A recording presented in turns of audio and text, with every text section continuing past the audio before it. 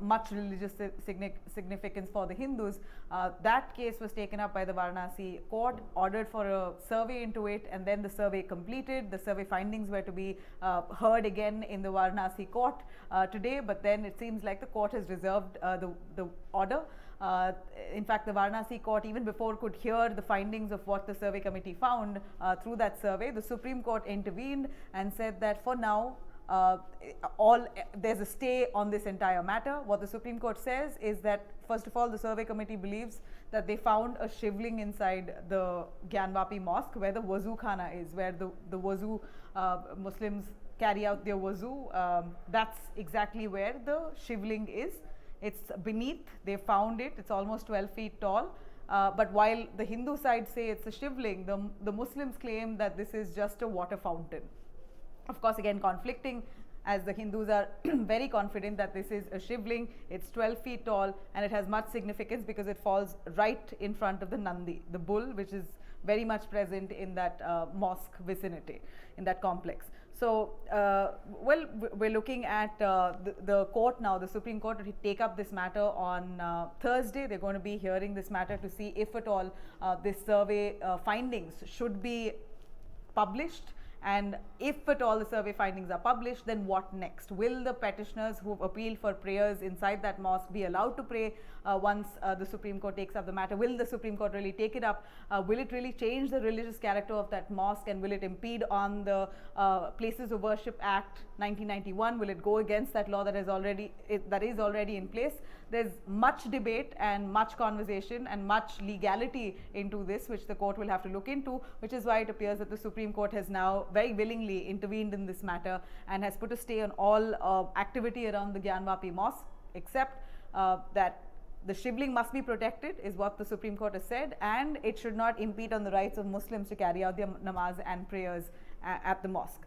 So yeah, so we know that this was the progress on the Gyanvapi controversy. Well, that said, the Varanasi court today, in fact, fired, or rather ousted, the committee commissioner.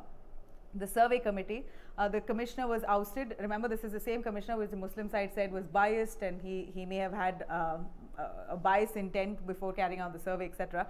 At that point, the court said no, he will stay, he will carry out the survey. But this advocate commissioner now has been asked to leave because the court has cited some kind of leakage in terms of information. A lot of the images of the survey were leaked, videos of that survey was leaked, that shivling video which is now viral, that the court has now held against the commissioner, saying that you're responsible for leaking of that information, and therefore you will not continue as the commissioner of this survey committee.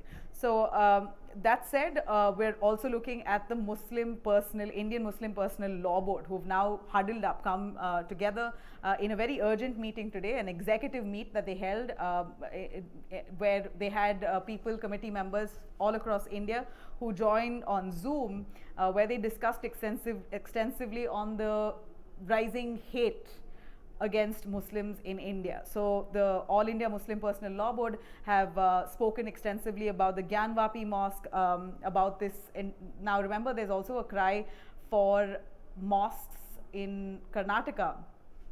I wouldn't say mosques, I would say one particular mosque, Srirangapatna. There is this Jama Masjid, very famous mosque in Srirangapatna, Mandya, which the BJP leaders like K.S. Ishwarappa, who is known to be a loose cannon, claims that this mosque is built on an Anjaneya temple, on a Hanuman temple, and this was desecrated by Tipu Sultan, the Mughal ruler. He was a tyrant and he demolished that temple, the Anjaneya temple there, and then built a mosque. So now there is a referendum, in fact an appeal of sorts, that has been a memorandum that's been given to the district commissioner of Mandya, where this Hindu right-wing group are asking, on the same lines of Gyanvapi mosque, where petitioners asked to pray inside that mosque because there is Hindu religious symbols there. This is the same appeal that this Hindu right-wing group have appealed to the district commissioner, saying that there is a Anjaneya statue there, there is a pond which is very, very significant to the Hindu religion. So allow us to pray at that mosque, at the Jama Masjid, because part of it is Anjaneya temple. Hanuman temple is there, which was destroyed and a mosque was built. So we want the archaeological department to actually probe into this matter and try to uncover facts and to see if there is an Anjaneya statue somewhere beneath that mosque. Apart from that, they're also asking for permission to pray, to bathe at that pond, which is inside that Jama Masjid, that mosque. Now, these are the claims that the Hindu side have made, of course, which is further echoed by the Karnataka ex-minister K.S. Ishwarappa. Now, will the Karnataka government pay heed to this? Basaraj Bommai says that we will look into the memorandum, but has not committed on whether they're really going to take this up as a campaign. Because Ishwarappa has said it's not just that mosque, but we are looking at almost 36,000 temples that have been destroyed across India, where mosques have been built, and that should all be probed, and Hindus now should start reclaiming their lost heritage, their lost Hindu heritage. So in light of that, we see that this All India Muslim Personal Law Board has now called for an urgent meeting where they're trying to huddle up and discuss what best can be done to avoid this kind of marginalization, according to them, of the Muslim community. They believe that the Muslims are in threat in India, and they've got to try their best to protect their places of worship, protect the mosques, and ensure the safety and security of the Muslims of India. Now, well, that said, let me also tell you that there's a Karnataka MLA who's from the Dakshina Kannada district, Harish Poonja, who said very openly in an open declaration, said that I don't want Muslim votes at all. I want Hindu votes because I want the Hindus to help me build a Dattapita mosque, and that's my ultimate goal. So this is a BJP MLA from Dakshina Kannada who openly declares that his goal is to build a temple for his people, for the Hindus there, and he does not need Muslim votes, because he needs only Hindus to vote for him, because he wants to build a temple for them. So Karnataka is going to elections in barely 11 months, and we are seeing this kind of communal or polarized setup within the state, and mostly this is on the agenda, it appears, for the BJP right now to consolidate their vote base in the state. All right, so a quick word on a very, very unfortunate incident of a girl, 21-year-old girl, who died because a plastic surgery, a cosmetic surgery went wrong. We believe that she went in for a liposuction where almost 3 liters of fat was taken out of her. She did not take her parents' permission. She also signed the consent form that the hospital gave her, and after visiting a couple of plastic surgeons or cosmetologists, she finally landed up with one doctor.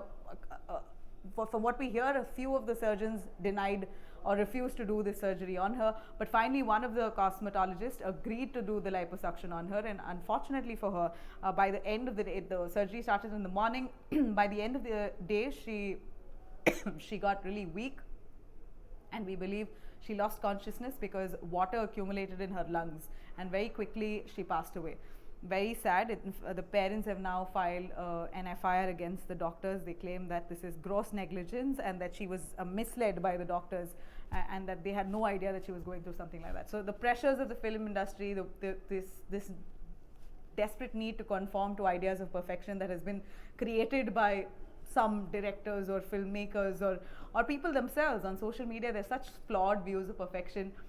There's constantly such talk about how a body should be, how perfect it can be or it should be, and you really want to get into that, into the skin of it. And it appears that even directors or filmmakers who are making movies or portraying women as a center figure in a film or a web series want a very beautiful girl with the most perfect body. Same applies to men, not just women alone, but this kind of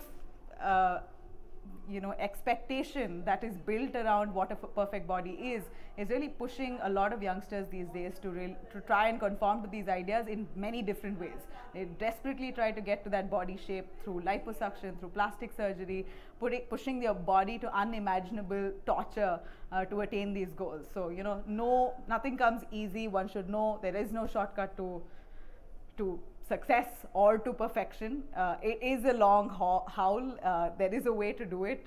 Certainly not liposuction. Maybe it is for some, and maybe you got to get to the right doctors and the right people to actually carry out those surgeries. But this could have been a quack. For all you know, this doctor could have been a quack, and they've carried out this plastic surgery or this cosmetic surgery without having much experience at hand. So that's the scare, that even if you do want to do it, even if you have successful cases of liposuction or plastic surgery, etc., you still, there is no surety that it will work out the same way on your body. You could have different body, a different kind of complication. Your body might not be suitable for a procedure like that. Like someone else may have been successful in it, you might not. So there's a lot of technicality to it and layers of consultation that you'll have to go through. So you really need to have great doctors to help you and handhold you through a process as life altering as it is.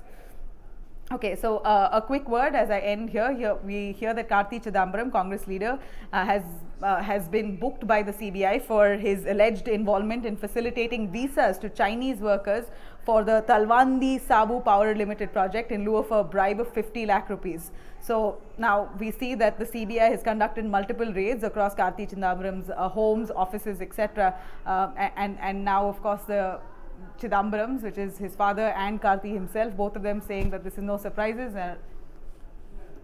Many times in the past that raids have happened on their homes. This is just targeted and they are unfazed and they'll come out clean of this. But nonetheless, it seems like the Chidambarams are currently really struggling. There are several cases that are still lagging, which need to be proven, where they need to really be acquitted. But it seems like it's only mounting. Instead of actually getting rid of the previous cases, it seems like new cases being attached to their name. CBI has now booked Karthi on that.